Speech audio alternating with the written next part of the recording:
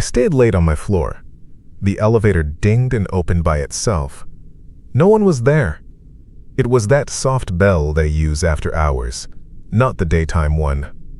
I heard it and looked up and saw the doors slide and hold. I don't know why I stayed. Month end, I think. Or my boss asked. It might have been a Tuesday. I might be mixing nights. I was the last one on 11. It felt like 11. The numbers blur. I packed my bag slow. You do that when you're wired. You find things to check twice. I shut my laptop, wrapped the cord, then unwrapped it because I thought I left my charger at home. Stupid things. The lights hummed. The AC click that comes every few minutes felt long. At the end of the corridor, past the copy room, I saw figures. 3, maybe 4. Their badges were blank. White cards on clips. No names. We're a badge culture. Everybody has their face and a little blue logo. Blanks are for guests, but even guests have a temp printout. These were plain. I waved. Hey, you guys good? You guys good? They didn't talk at work. I mean, I'd never heard them. I recognized their shapes from elevators, like you know someone's coat and never their voice. Now they stood in the bright part near the big window. All still. Not looking at phones, not talking to each other. It was odd, but I was already on edge. So maybe I made it up. Maybe I only saw one and my brain filled in. I don't know. The elevator chimed again. The doors at my end slid open and closed and then open again. I hadn't called it. I almost said 1 sec to nobody. I picked up my phone to call security. The desk downstairs always answers. They have the little grainy cameras and the guy with the big belt. I dialed the number pinned on my monitor. It rang.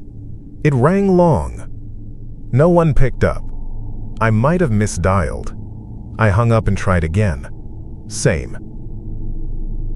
Whatever, I said out loud, to fill it. I walked toward the elevator bank. The carpet muffled my steps. The figures at the end turned, all at once, like a small animal noise had reached them. Not toward me. Just a quarter turn, all the same way, all at once. It was the kind of thing you notice in a mirror more than face to face. I pressed the down button even though the doors were already cracked open. They pulled the rest of the way. Inside looked normal. I stepped in, set my bag down to get my card out. The panel lit. Then all the lights inside went off like someone tripped a breaker, and then they came back. The doors started to close. I put my hand out. They opened. The bell did that soft ping again, but it felt offbeat. I pressed L. Nothing. The button didn't light. I pressed hard. Nothing. Okay. I stepped out and the doors closed behind my shoulder before my backpack strap cleared. It tugged me. I spun and yanked it back. The doors opened on my pull and stayed open again like they were waiting for a person. The hallway behind me was empty. I looked back down toward the copy room. The group from the end was gone. I don't like that second part. That's where it stops feeling like a long night and starts feeling like a story. Maybe they went into the restrooms. Maybe I blinked and looked away. I'm trying to be fair. I'm probably not. I went back to my desk because I had left my card key in the cup. I don't usually. That night I did. My hands were unsteady. I grabbed the card and the lanyard brushed my neck and I flinched, like someone else touched it. My badge had my photo, the dirty sticker from the charity race. I looked at it to center myself. That sounds dumb. It helped. I knew there were stairs by the emergency exit near the kitchen. I prefer stairs. I walked that way.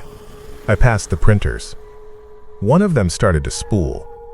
Papers shot into the tray. I hadn't printed. I looked at the screen. It showed 1 of 1, then 2 of 1, then 3 of 1, like it didn't know. The pages were blank. I picked one up. My hand looked pale against the white. I held it to the light. Nothing on it. The machine kept feeding blank sheets. I hit cancel. It kept going. I reached for the power and it shut off by itself. The light bars inside went dark in a line, left to right. I got to the stairwell and swiped my badge. Red light. It beeped low. Sometimes doors go to lockdown at night. I knew that. You have to go down the center stairs or the main elevators. I pushed hard on the bar. It flexed but didn't release. I knocked. Why did I knock? Habit. There was nothing on the other side to hear it. My phone buzzed. It was an email from facilities about a fridge cleanout. Old. Hours old. The time on my phone said 2:40 something. Or maybe 1:50. The battery was at 40%. I don't like talking about the time because it was wrong later, but that's what I recall then. I went back toward the main elevators. As I turned a corner, 2 people stood the exact same pose, shoulder widths matching, feet pointed the same way, one at the printer I had just passed, and one by the glass case with the awards. Both with blank badges. Their heads were angled not toward me, not away, just angled. I couldn't see their eyes. I kept walking.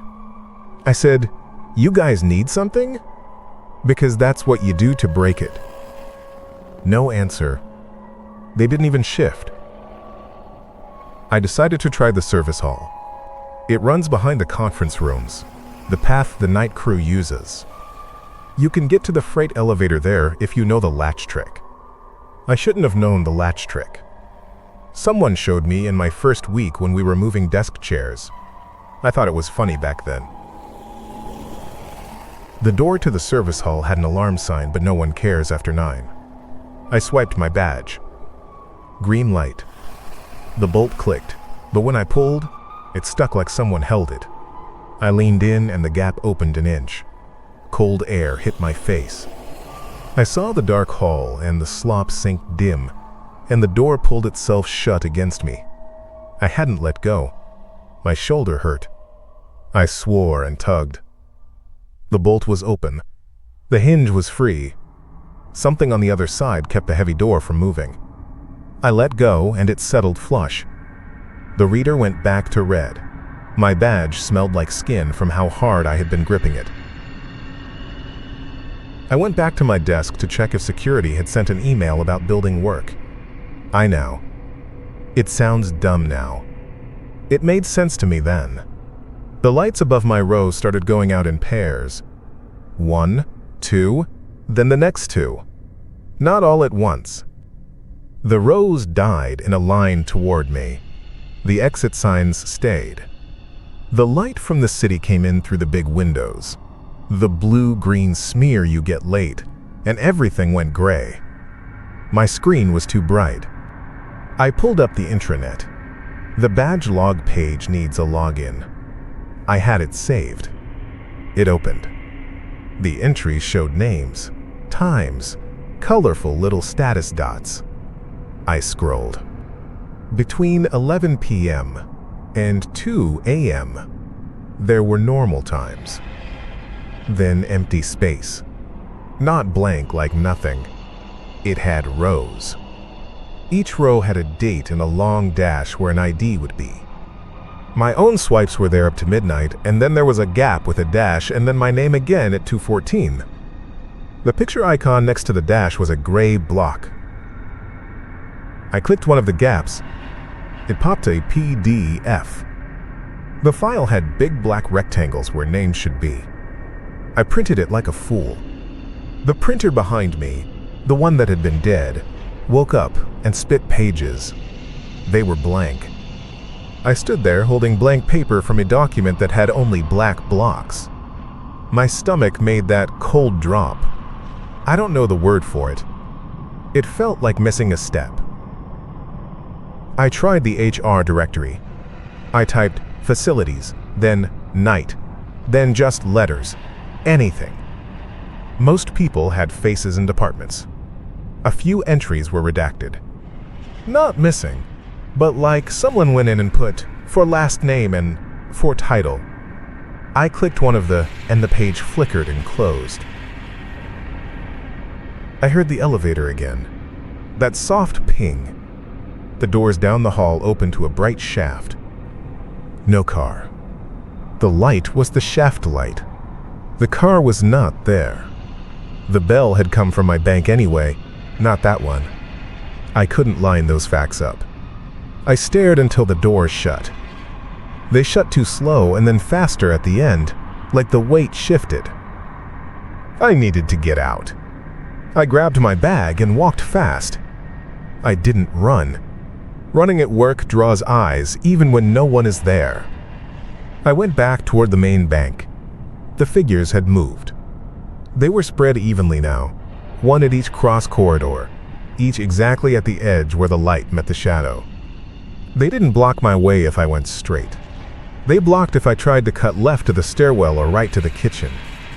I set my eyes on the elevator and kept going. As I got close, the elevator chimed and opened for me again. Empty car, lights dimmed to night mode, little fan ticking. I got in. I pressed L. The L light blinked and went dead.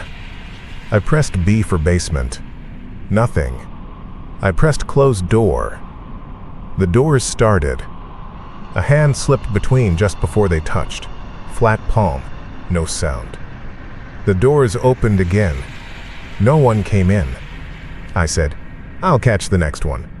The hand withdrew without pulling. Not a hand. A flat of something like a clipboard. I couldn't see. I stepped out because that helped my brain. "I'm going to take the stairs," I said to Air. I walked past two still figures and turned hard right, back to the kitchen stair. I didn't check their faces. I don't think I could have told you them anyway. The kitchen was dark. The fridge hummed loud. The exit door at the far end had that square wire glass. I could see the stair light glowing in the well. I swiped my badge. Red. I swiped again. Red. I looked through the glass at the metal stairs. I could go up. Up was allowed. Down was not. I had a moment where going up felt okay. Outside on the roof, you can get cell. I could call. I put my finger on the crash bar and it moved a hair. I pushed. It gave a little. I pushed more and it released with a pop. I stepped into the stairwell. The air in there was colder. It smelled like metal and dust. My steps echoed. The door closed behind me and the latch clicked. I went down a step, two. The next landing had a sign. Roof up. Lobby down with a slash through it. That's new. Or I hadn't looked before. I tried the door to 10. Locked. I tried the door to 12. Open. So the pattern was up. I could go up. I didn't want to. I heard the floor door behind me open. The one I came through. I didn't see it. I felt the pressure change. The hair on my arm stood. I turned. The door was half open. A silhouette stood in the gap. Blank badge on a lanyard. Another behind them. Another above at the 12th floor landing, looking down over the rail. They stood with that same stillness. No breathing sound. No shifting.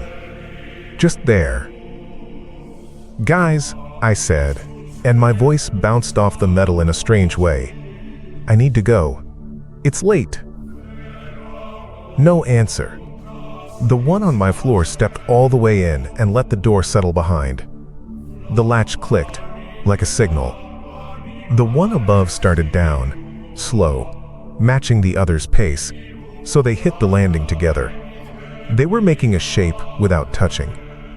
The one above me on the next landing above that moved too, so I was in a V. I took 2 steps down. 3 more shapes appeared below, 2 landings down, not coming up, just filling the lower space. All of them with blank badges. All of them with that not-looking angle. My badge lanyard felt hot against my neck. That's stupid. It did. I slipped it under my shirt because I didn't want it showing. I don't know why. I moved to the rail to go down. The lower 2 stepped up in perfect time. They didn't run. They didn't even hurry. They put me on the landing like a herd box. I felt hands on my shoulders. Not hard. Firm. Pushing upward. They didn't say a word. They pushed me toward the sign that said roof. I pushed back. I planted my foot on the edge and lowered my weight. I'm not big. I probably looked crazy. I said, "No," and shrugged hard to the side and broke the 2 hands. I turned and there were 2 more at my back, right there where they hadn't been a blink before. It doesn't sound possible and I don't care. One hand slid over my chest and found the lanyard under my shirt and pulled like it knew where it was. The badge dug into my throat. I grabbed the lanyard with my own hand and twisted it away, and it snapped against my neck and burned. They pushed up again, not angry, just insistence. My calves shook. I stepped up 1 step just to ease the pressure, and their hands lifted off like that was all they wanted. That scared me worse than the hands. I bolted sideways. There's a door to the mechanical room halfway up between floors. It's supposed to be locked. It's always locked. It was propped an inch with a rubber block. I don't know who propped it. I threw my shoulder into it and slipped through and yanked the block as I went. The door slammed. On the other side, I heard nothing. The push bar didn't move. If they pushed, it didn't make noise. That was worse than if it had. The mechanical room was a short hall with a rolling bin and the big flush valve pipes. It connected to the service corridor if you took a right. I took the right and kicked a mop bucket over behind me as I ran. It slid and banged into the door so it would catch it. It wasn't much. It felt like something. The lights in there were motion and came on as I moved. One, then the next, like a path. The ones behind me went out in the same order I made them, counting me down. I hit the freight elevator call. It's a big square button with a key slot. The key wasn't there. It never is. But if the car is on your floor and it's not locked, you can call it by holding the button. I held it. The button didn't light. The fan behind the metal door hummed. I put my ear to it. I heard nothing. I hit it with my palm. The door didn't budge. I turned. At the end of the service hall is a conference room with glass walls facing the office side. In the glass, I saw myself. I saw the hallway behind me. I saw 9 figures ringed around me at a distance that would have put them under my arms. I didn't hear them. I didn't see them in front of me. In the reflection, one stood behind my right shoulder, close enough to touch the back of my neck, and its badge was white. In the glass, in the dark, their blank badges were bright, like they made their own light. I turned fast. Nothing. Just the exit sign and the closed door I'd come through, and the mop bucket sliding back a little from the vibration. I kept my back to the wall and slid along toward the freight again. I held the button. This time the bell inside chimed. It was the soft one, but duller, like the speaker was behind something. The door lurched. The car was there. It didn't open. The door sat in the track like it was jammed. I jammed it. I had done that without thinking. When I had thrown my shoulder into the mechanical door, I was still clutching a stack of blank printer paper. Don't ask me why. My hand had them. I shoved the paper edge first into the freight door seam and worked it like a wedge.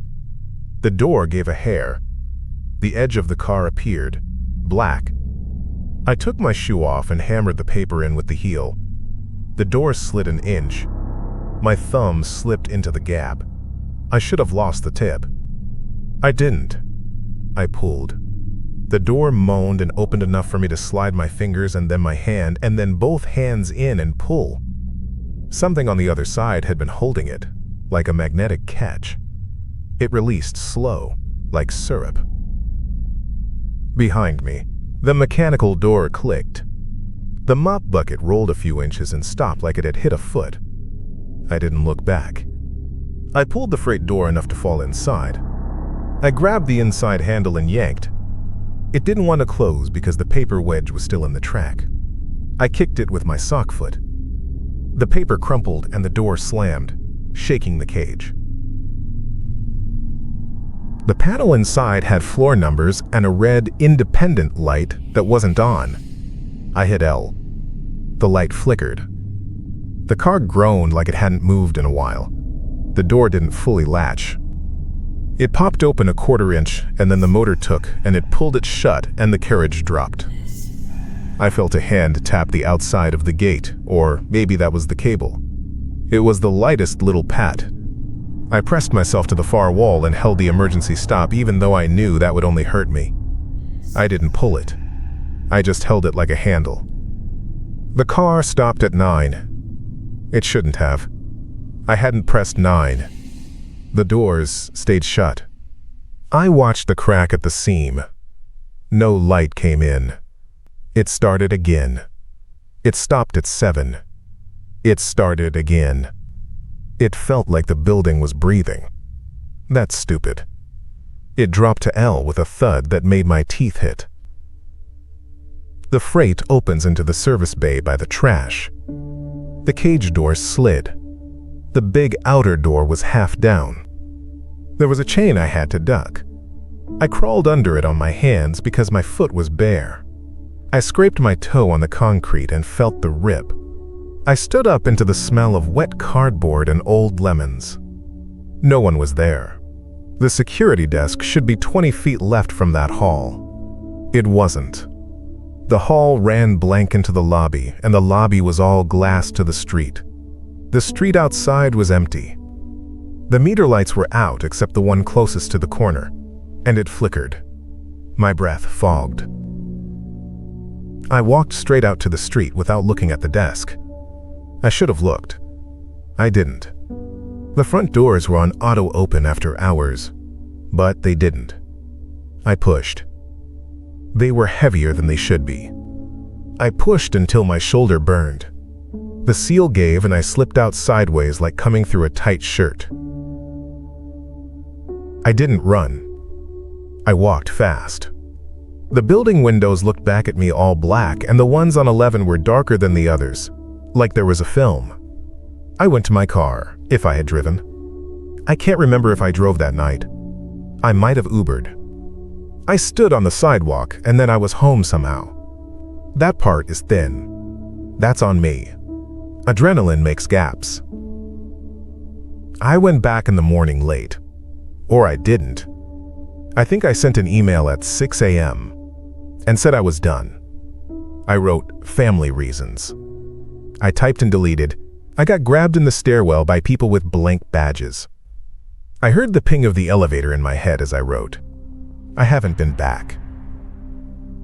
The part that won't leave is small. It's that soft elevator chime in an empty hallway at 3:12 a.m. I remember the time on the little panel exactly then. 3:12. I don't trust any other time from that night. That one sticks. That ping in the whole quiet floor. That's what I hear when I wake up now. That bell and the doors sliding open for no one.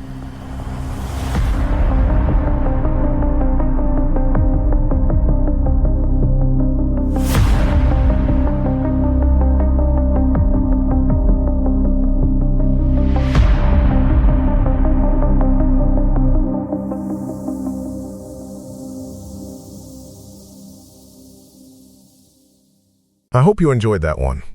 Sometimes these stories stay with you longer than you expect.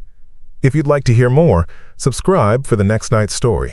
Like the video if you enjoyed it, and maybe watch another before the lights go out. See you in the next one.